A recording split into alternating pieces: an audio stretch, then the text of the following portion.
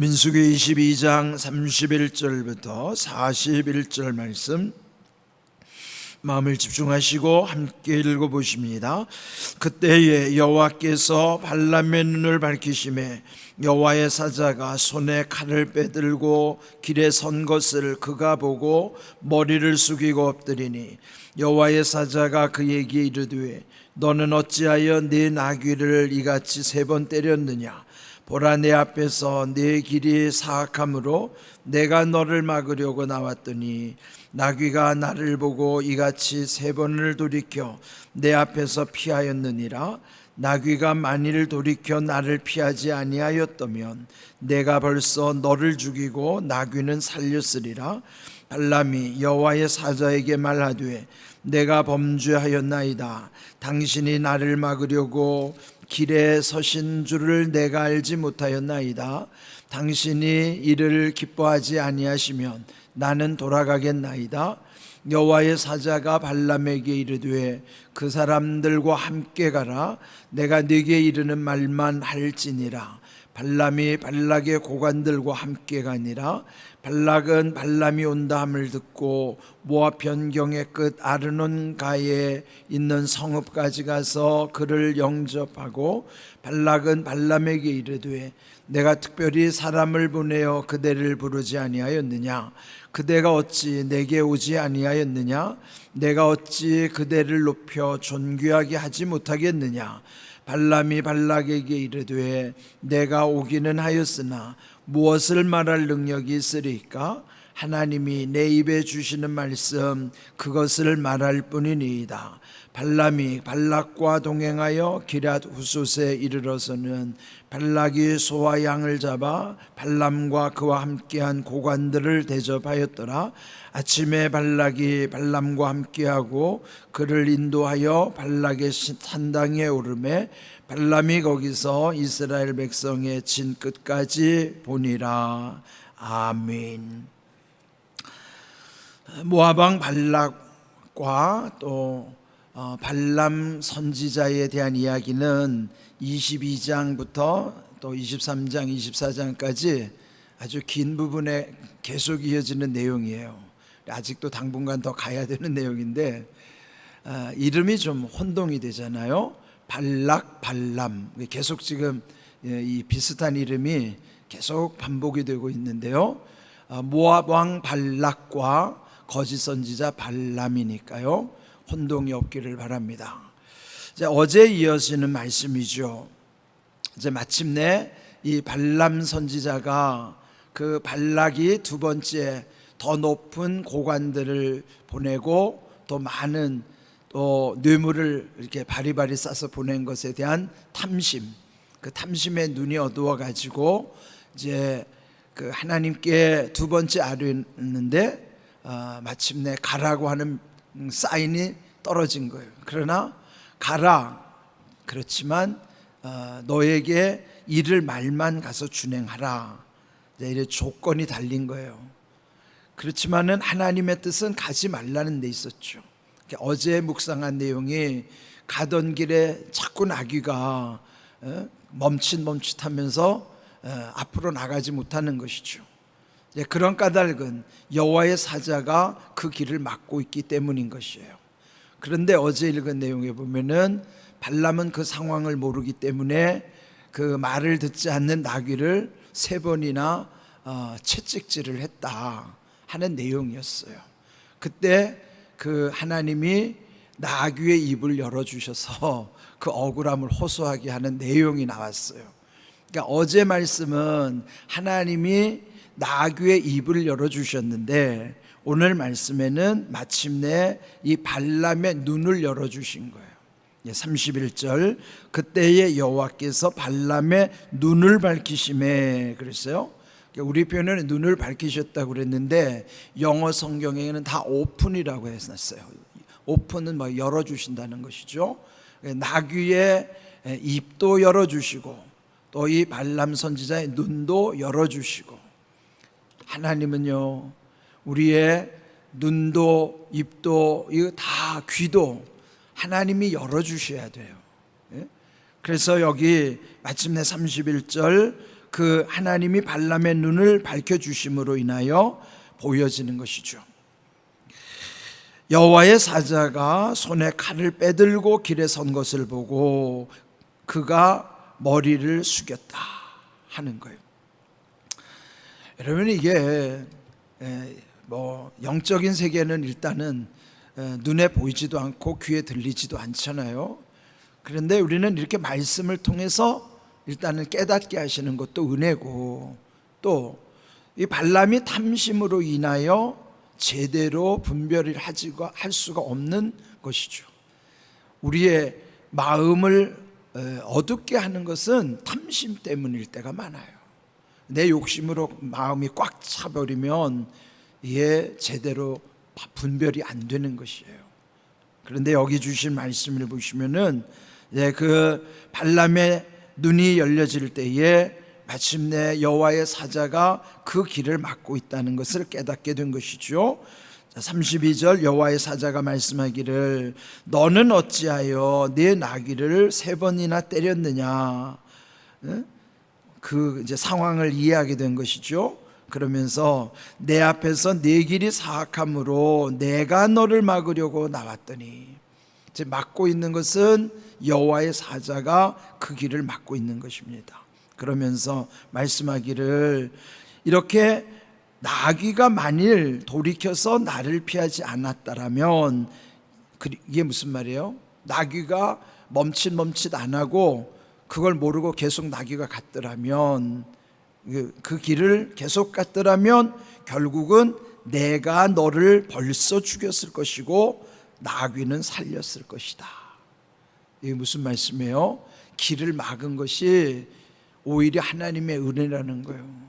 하나님이 길을 안 막으셨다면 너는 이미 죽었다 하는 거예요. 여기서 우리가 생각해야 될 거 있어요. 때로는 내 인생의 길이 막힐 때 그 길이 하나님이 나를 살리시기 위하여 막을 수도 있다는 것을 기억해야 돼요. 물론 모든 것이 다 똑같은 것은 아니에요. 그러나 때를 따라서는 막히는 것도 은혜라는 것을 깨달아야 된다는 거예요. 1995년 삼풍백화점 무너졌을 때 그 강남 주변에 교회들의 간증들이 있었어요. 그 간증들이 뭐냐면 그 무너지는 때를 피하게 하시는 하나님의 은혜를 경험했다는 간증이에요. 그러니까 미리 그 건물 안에 들어갔던 사람들 중에 어떤 분들은 갑자기 불안한 마음이 들어서 빨리 나가고 싶은 마음이 들더라는 거예요. 그리고 나오는 순간에 확 무너지더라는 거예요. 그러니까 그 불안한 마음을 하나님이 주신 거죠. 또 어떤 사람은 그 백화점에서 만나기로 약속이 되어 있는데 차 시간을 놓쳐가지고 무엇 때문에 일이 꼬여가지고 조금 늦어지는 바람에 폭삭 주저앉는 그 순간을 피하는 거예요. 이게 다 하나님이 막으시는 거라고요. 때로는 일이 안 되는 것도, 또는 마음이 불안해서 뭔가를 빨리 피하게 하시는 것도 하나님의 섭리가 그 속에 있는 거예요. 우리는 어리석고 미련해서 한 치 앞도 내다볼 수 없어요. 그래서 이게 막히는 이유가 때로는 내가 잘못해서 막히는 경우도 있지만은 또는 하나님이 막으시는 경우도 있어요. 지금 이 발람의 길을 막으신 것도 하나님의 은혜란 말이죠. 만약에 하나님이 막지 않으셨다면은 그 길은 이미 발람은 죽음의 길이란 말이에요. 그러니까 지금 내가 가는 길에 있어서 무조건 그냥 길이 잘 열리는 것만이 복이 아니에요. 그 길이 잘 열리다가 사망의 길로 갈 수도 있어요. 그러니까 지금 당장 내가 판단할 수는 없어도 때로는 일이 꼬인다고 할지라도, 또는 때로는 건강에 문제가 생길 때도 있어요. 그럴 때도 우리는 이 일이 하나님이 나타내시고자 하는 일은 무엇인가에 먼저 관심을 가져야 돼요. 그렇지 않으면 내 위주로 판단하다 보면은 조금만 일이 힘들어지면 낙심하기 쉽고 하나님을 원망하기 쉬워요. 그렇지만은 어떤 상황에서도 우리는 하나님을 원망해서는 안 됩니다. 하나님은 언제나 내 상황과 상관없이, 내가 좋아하건 안 좋아하건 나의 호불호와 상관없이 하나님은 언제나 선하시고 인자하신 분이에요. 그거는 변치 않는 사실이에요. 그래서 하나님에 대한 확실한 믿음이 있으면은 내가 일이 되고 안 되고를 가지고 하나님을 판단하지 않아요. 그래서 우리는 항상 하나님의 뜻이 어디 있는가에 먼저 기도하는 믿음이 필요한 것이죠. 이런 말씀을 마태복음 18장 18절에 보면은요, 진실로 너희에게 이르노니 무엇이든지 땅에서 매면 하늘에서도 매일 것이요 무엇이든지 땅에서 풀면 하늘에서도 풀리리라. 매는 것은 묶는다는 거예요. 땅에서 묶으면 하늘에서도 묶고 땅에서 풀면 하늘에서 풀리라. 이거 보면은 하나님과의 기도의 소통의 관계를 말씀하시는 겁니다. 여러분, 왜 저는 그 성경을 보면서 왜 묶어야 되는 것을 먼저 말씀하셨는가? 그것도 중요한 의미라고 생각합니다. 묶여야 되는 것과 풀려야 되는 게 우리 인생에 있어요. 묶여야 되는 게 뭐가 묶여야 돼요? 안 좋은 거 묶여야죠. 지금 여기 발람의 길을 왜 묶어 놓으셨는가? 이게 죽음의 길이기 때문에 묶어 놓으시는 거예요. 그러면 묶이는 게 중요한 거예요. 우리 인생에 나쁜 것, 악한 것, 이런 거는 먼저 묶어놔야 이게 복인 거예요. 근데 그 묶여야 될 것이 안 묶여지면 그게 저주라고요. 그래서 우리는 먼저 묶어야 되는 기도를 해야 된다고요. 그 다음에 풀려야 될 것이 풀려져야 되는 겁니다. 예? 이게 질서예요. 먼저 묶여야 될 게 묶여지고 그 다음에 풀어야 될 게 풀려지는 것이 이게 질서예요. 근데 만약에 묶여야 될 게 안 묶이는 상태에서 풀리기만 해봤자 다 그게 밑빠진 독이 되는 거라고요. 그래서 우리들의 자신이 먼저 예수님 말씀하신 대로 우리에게 기도의 능력을 주셨으니 하나님과의 신뢰 관계 속에서 너희들이 땅에서 묶으면 나는 하늘에서도 묶어줄 것이고 너희가 땅에서 푸는 것은 내가 하늘에서도 풀어줄 것이라. 이게 약속이란 말이에요. 그러니까 이런 원리를, 여러분의 기도에 대한 이 원리, 진리를 깨닫게 되면 하나님이 우리에게 말씀하신 것이 얼마나 귀한 은혜인지를 이게 풀려지기 시작하는 거예요.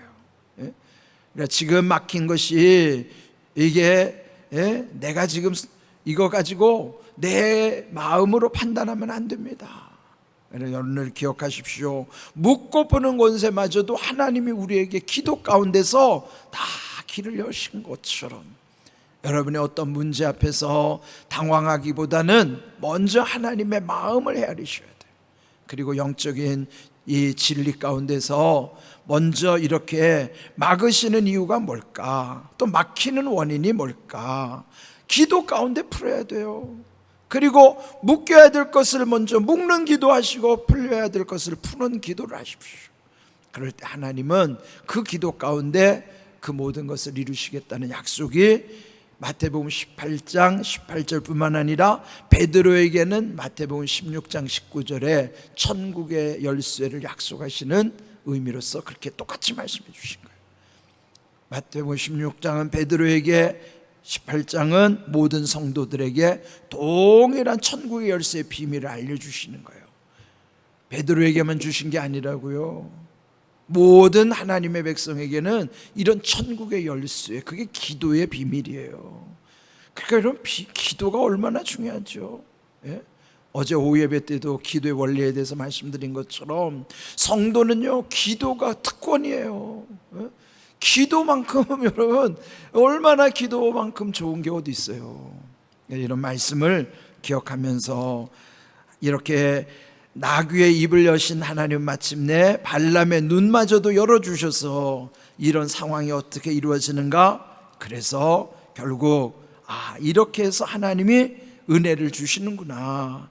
그때 발람이 여호와의 사자에게 말하되 34절 내가 범죄하였나이다. 당신이 나를 막으려고 길에 서신 줄을 내가 알지 못하였나이다. 마침내 그의 무지함을 고백하는 일.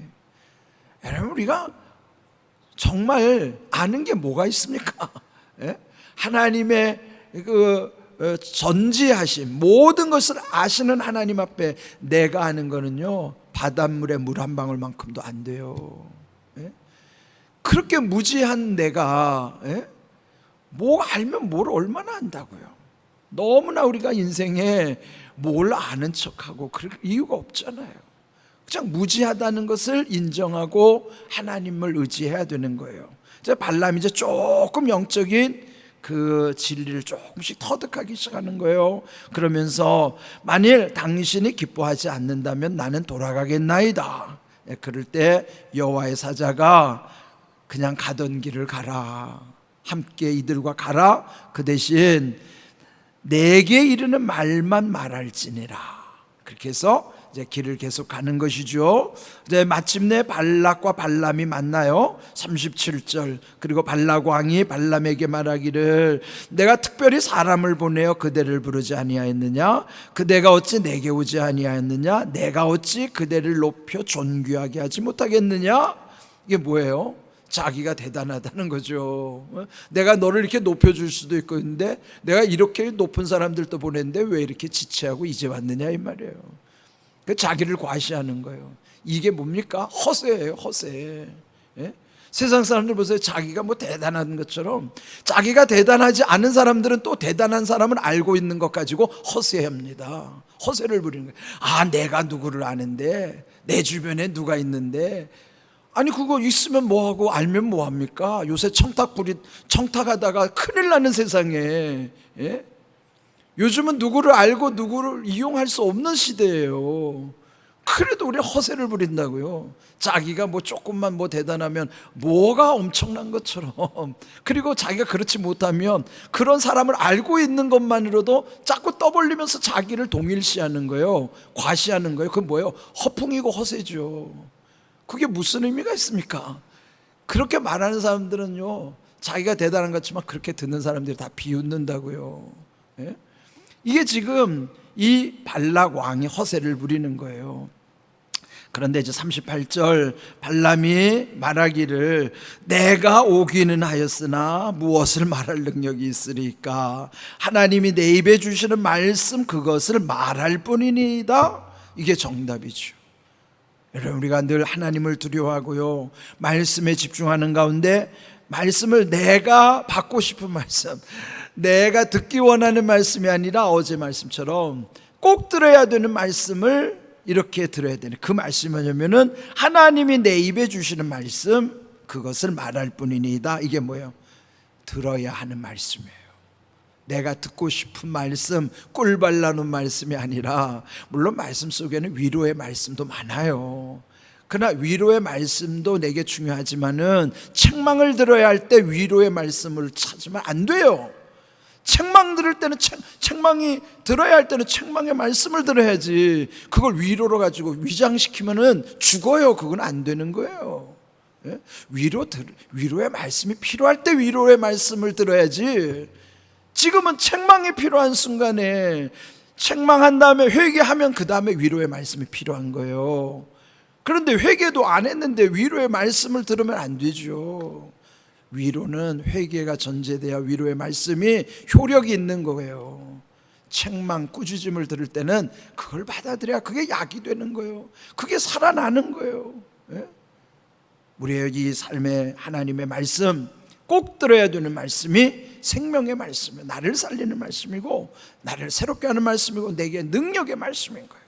이런 귀한 말씀 가운데 우리에게 희망은 뭐예요? 말씀 집중하고 기도할 때 하나님의 뜻이 온전히 이루어지는 것, 거기에 영적 능력이 나타나는 거예요. 그런 귀한 은혜를 힘입어 살아가는 삶이 되기를 주님의 이름으로 축복합니다. 아멘.